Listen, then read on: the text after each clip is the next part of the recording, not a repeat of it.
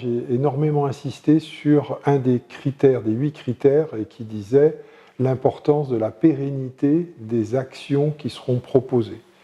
Et c'est en ce sens-là que j'ai proposé de créer les mini-centres culturels, des mini-centres culturels dans tous les groupes scolaires, ce qui était une politique de moyen et long terme, et qui d'ailleurs était pour moi ce qu'on appelle le socle pérenne, le plus important en matière de politique culturelle. C'est-à-dire, effectivement, éviter d'être dans les strass et dans les paillettes et uniquement dans l'événementiel.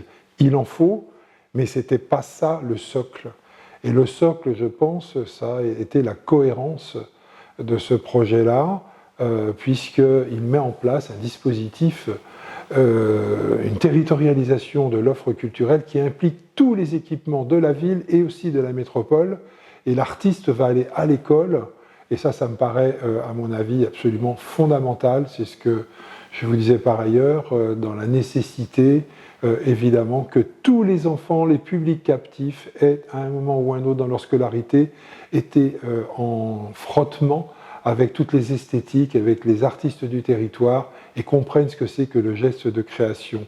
C'est-à-dire comment comprendre, comment analyser ce que c'est que la culture pour se faire soi-même sa propre opinion et choisir sa pratique culturelle au bon moment.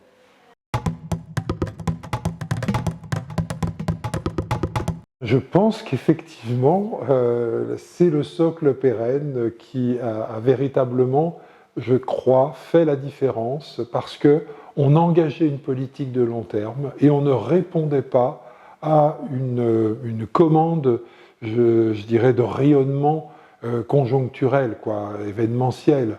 Donc c'est ça, c'est cette force de cette politique. Vous imaginez toute la communauté éducative, les collèges, les lycées, les jeunes de 12 à 25 ans sont concernés, et aussi les universités qui vont intervenir dans nos groupes scolaires, qu'on appelle des mini-mix. Bon, on est en train, grâce à Capitale Française, grâce à ce titre, tout simplement de bouleversifier, je le fais exprès, toute la politique culturelle. Et on bouscule les frontières aujourd'hui des silos. Et on a une vision qui implique tout le monde. Et ça, je dois dire que c'est ça la force. Et je pense qu'elle a été totalement perçue par les membres du jury. C'est une sorte de mini-centre culturel dans les quartiers. C'est une mini-maison de la culture. Mais sauf qu'on n'a pas le public qui va venir pour des spectacles dans les mini-mix, mais nous allons aussi, nous voulons développer ce qu'on appelle la parentalité. Il est super important que les parents d'élèves puissent, à un moment ou à un autre, venir dans le groupe scolaire. Venir aussi se produire éventuellement. Je crois qu'il faut qu'il y ait, encore une fois, des échanges culturels bien au-delà de la production de l'action culturelle dont nous sommes, nous, responsables. Il faut aussi reconnaître les expressions culturelles dont les enfants, dont les parents des enfants pourraient venir dans le centre culturel, dans les bibliothèques, centres de documentation, qu'on dote d'équipements, mais aussi qu'on est en train de designer, qu'on va aménager pour pouvoir accueillir justement, on l'espère, les parents. Parce que l'éducation artistique et culturelle, elle passe par les acteurs culturels, mais aussi il faut un relais indispensable des parents, d'où cette notion de parentalité qu'il va falloir développer.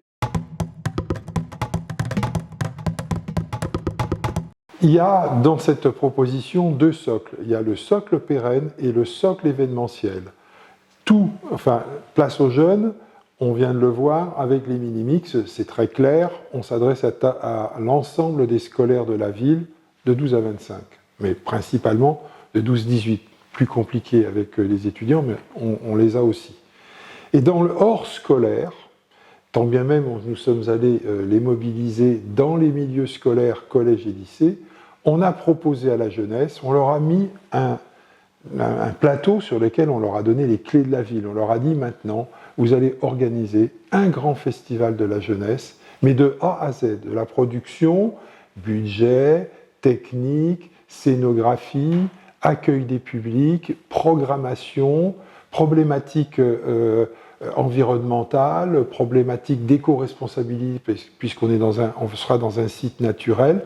Toutes les dimensions de production d'un événement dans l'espace public gratuit, toutes ces dimensions vont être traitées au sein de groupes de jeunes dans une forme de mentorat où les professionnels de la culture et de la jeunesse vont encadrer des groupes de jeunes de 12 à 25. Alors, on en a 150 pour l'instant des jeunes, et ça fait boule de neige en ce moment. Mais on ne va pas les associer uniquement dans cette production. On les emmène, on avait une conférence de presse à Paris, on les a emmenés à Paris. Ils découvrent ce que c'est que la production culturelle. Et là, on touche la jeunesse qui est hors scolaire. On les a mobilisés par un avis d'appel à candidature qu'on a lancé dès le mois d'avril.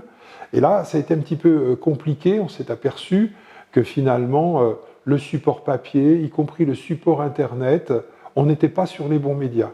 Et on s'y est repris en juillet. Et on a changé un petit peu notre façon de faire, et ça a mordu. Et en septembre, on était plus de 110, et puis maintenant, on est 150.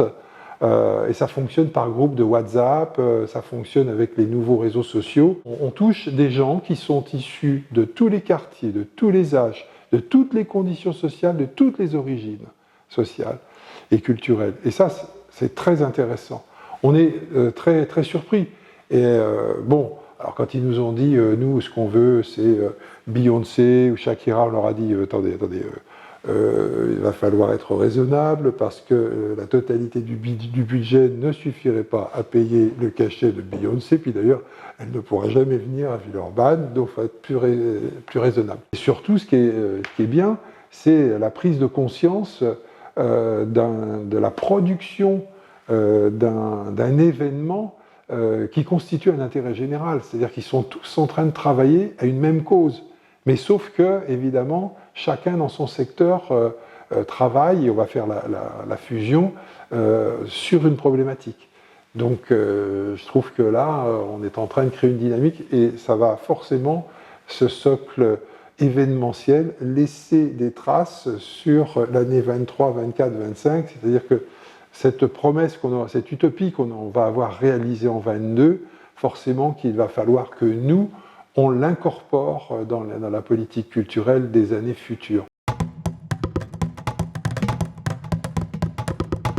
On met en place ce qu'on appelle des commissions culture de quartier, parce que les structures d'enseignement, il faut aussi qu'elles soient en lien avec les structures sociales du quartier, les associations, avec les élus de quartier. Pourquoi ? Parce qu'on veut que les mini-mix fonctionnent dans les 3 temps, scolaire, périscolaire, extrascolaire. Il faut créer le va-et-vient entre les groupes scolaires et les équipements culturels. Il faut créer le va-et-vient entre la communauté éducative et le secteur associatif et les centres sociaux. Il faut créer les liens entre le socio-culturel et le culturel et arrêter justement de les distinguer. Donc on va travailler 11 mois sur 12 et non pas 33 semaines sur 52. Donc il va falloir ouvrir dans les petites vacances, ouvrir dans les grandes vacances, ouvrir le mercredi, etc. Donc tout cela, c'est un enjeu qui nécessite une structuration managériale et une organisation territoriale qui est transversale, c'est-à-dire qu'on va créer un département d'éducation artistique et culturelle au sein de l'ancienne direction des affaires culturelles de la ville, qui regroupe la direction de l'éducation, la direction de la culture, et en lien avec la vie associative, la politique de la ville, et bien évidemment qui va associer les représentants de l'éducation nationale et de la communauté éducative.